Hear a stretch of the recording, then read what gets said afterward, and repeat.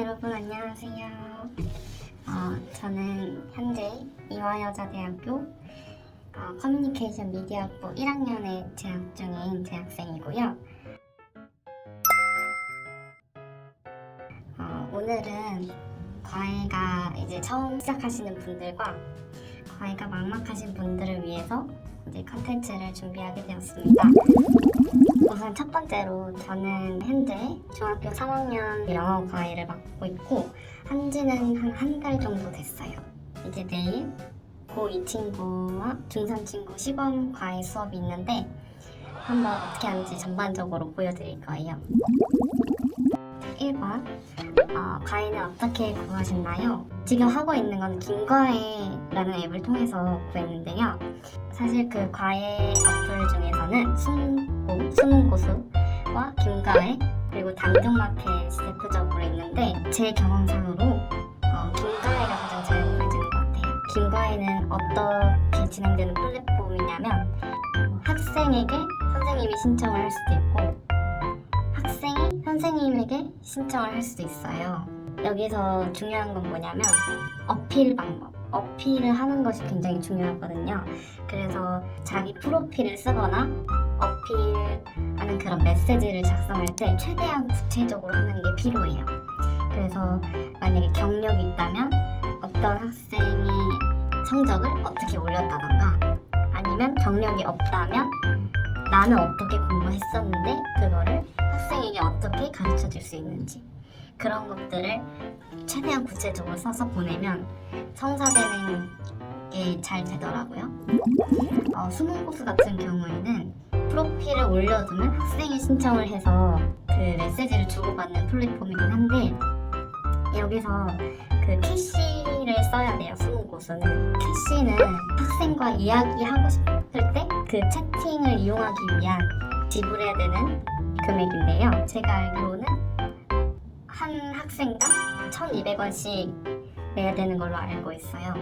그래서 저는 사실 이제 이게 과외를 구하기 전부터 비용을 지불해야 되는 것이 조금 부담스러워서 그런 거를 없이 할 수 있는 게 김과외거든요. 그래서 김과외는 채팅을 한 후에 성사가 되면 이제 수수료를 지불하는 방식이고 수능고수는 채팅을 하기 전에 돈을 지불하는 방식이에요. 네, 그리고 당근마켓 같은 경우는 자기가 어필할 그 문구를 써서 홍보하는 방식이고 그거를 통해서 이제 일반 중고거래 하는 것처럼 채팅이랑 상담이 이루어지고 이제 성사되는 방식인데 그리고 또 다른 방법으로는 지인을 통해서 구하는 방법이 있는데 사실 저는 이제 주변에 저보다 어린 친구들이 없고 언니 오빠들밖에 없어서 제가 사실 거의 막내거든요. 그래서 지인이 별로 없었어요. 그래서 저 같은 경우에는 이제 어플리케이션으로 구한 케이스입니다. 그리고 여기서 이제 김과외에서 더 성사가 잘 되는 법을 알려드리자면 선생님 랭킹이라는 게 있는데 수수료를 내면 레벨이 올라가면 더 노출이 많이 돼요. 그래서 학생들이 이제 선생님들을 찾을 때 더 노출이 쉽게 되어서 요청이 많이 들어올 수 있고 또 후기 같은 거 이제 학생한테 부탁을 하면 그 후기를 보고 이제 요청을 하는 경우가 또 많다고 하더라고요.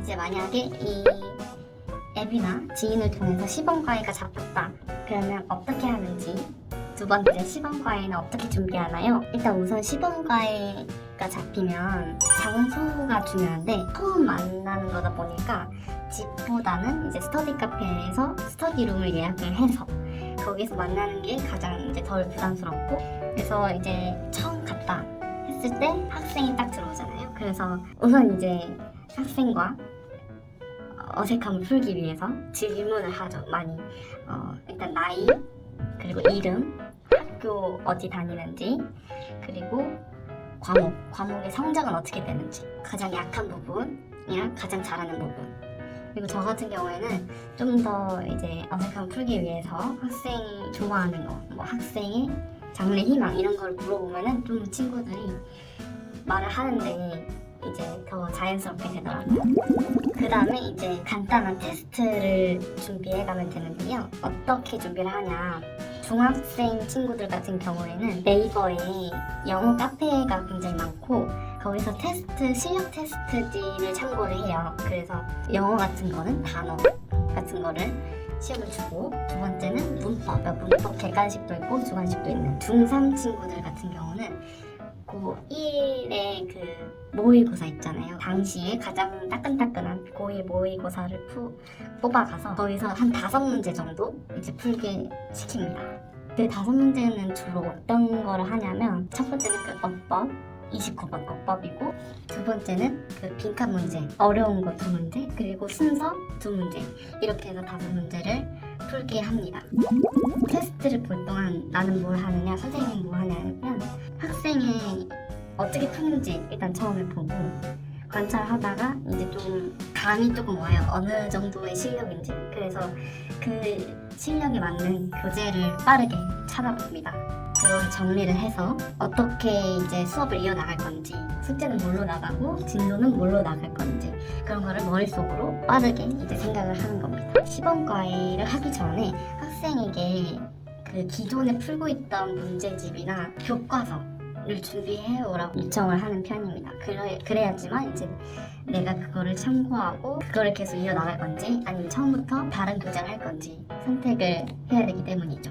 그래서 시범 과외를 하기 전에 종이 2장을 가져갑니다. A4 용지 1장은 이제 내가 학생을 기록하는 페이지고, 두 번째는 이제 학생에게 줄 이제 교재나 뭐 제 전화번호 이런 거를 준비해 가야기 때문에 종이 2장을 꼭 챙기시기 바랍니다.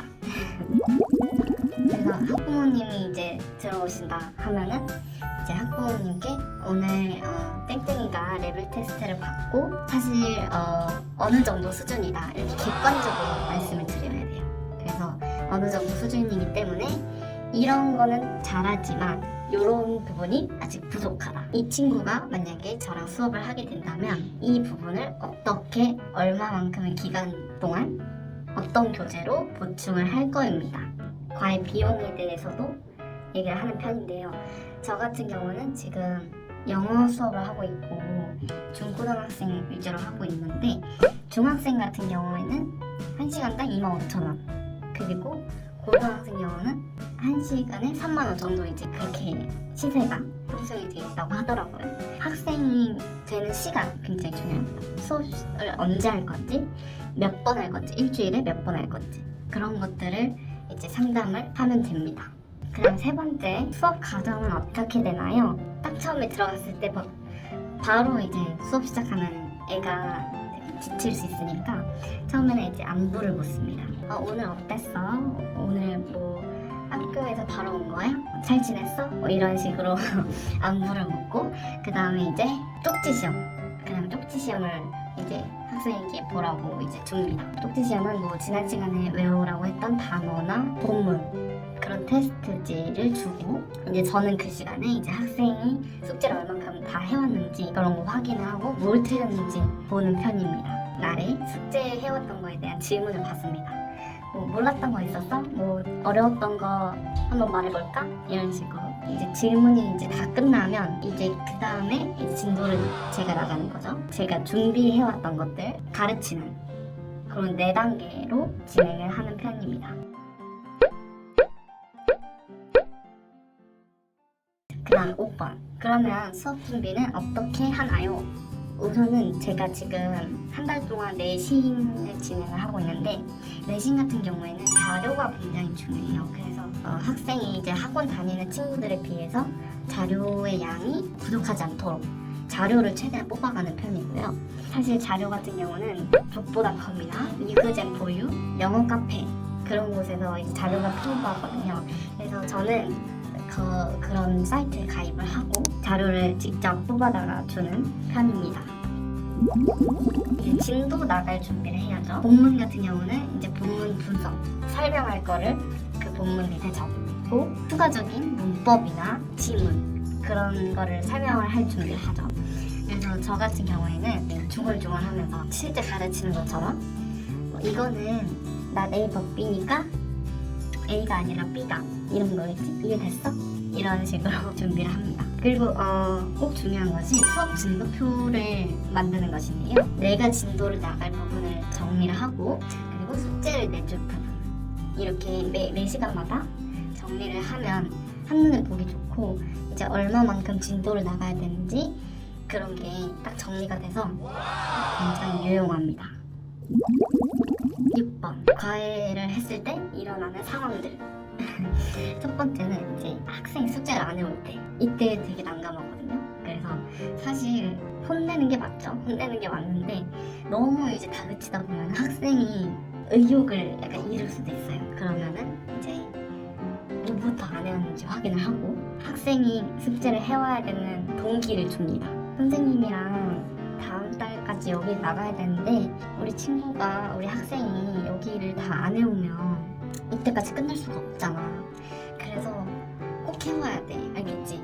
조금 효과적인 방법은 매일매일 분량을 정해주는 거예요. 숙제가 너무 많으면 아예 건드리기도 싫은 그런 거 있잖아요. 그래서 그런 걸 막기 위해서 과외하기 전에 이제 4일이 있다 그러면은 첫째 날, 둘째 날, 셋째 날, 넷째 날 이렇게 쪼개서 가장 꼭 해와야 되고 중요한 숙제를 첫째 날에 줍니다. 다른 스케줄이 겹치는 날이거나 뭐 다른 학원이 늦게 끝난다 그러면은 암기나 가벼운 숙제 이런 걸 내주고 팁을 드리자면 반드시 음료를 챙겨가세요. 이게 과외를 하다 보면 계속 이제 목을 쓰는 그런 일이기 때문에 저는 안 그럴 줄 알았지만 목이 좀 쉬더라고요. 그래서 물이나 뭐 커피 같은 거 꼭 챙겨가셔서 틈틈이 이제 드시면 좋을 겁니다. 5번째는 가르치다가 내가 모르면 어떡하지? 이런 상황이 없진 않을 거예요. 이럴 때는 어떻게 하냐면 우선 당황하지 않고 최대한 아는 선에서 내가 선생님을 생각하고 알려줄게 한 다음에 이제 최대한 이제 풀려고 하는 편이죠. 그러다가 또 안 되면 답지를 살짝 참고를 해서 사실 답지를 참고하는 게 선생님이 실력이 없는 게 아니라 그러니까 문제가 좀 이상할 경우도 있기 때문에 어쨌든 이제 이해만 시켜주면 되는 거니까 솔직히 얘기하자면 돈을 벌기 위해서 시작을 했지만 가르치다 보니까 이제 내가 갖고 있는 지식들이 이 친구한테 되게 도움이 많이 되는구나 하면서 뿌듯함도 느끼고 다른 이제 아르바이트나 그런 거에 비해서 내가 아는 걸 알려주는 거기 때문에 힘이 덜 든다고 해야 되나? 그런 게 좀 좋은 것 같아요. 그리고 또 이제 학생도 학교에 다니고 저도 학교에 다니기 때문에 시간이 그런 게 딱 맞는다는 점이 좋은 것 같습니다. 그래서 오늘은 제가 과외를 시작하시려는 분들을 위해서 콘텐츠를 찍어보았는데 도움이 되셨는지 잘 모르겠네요. 그러면 모두 즐거운 과외 선생님 생활을 하시길 바랍니다.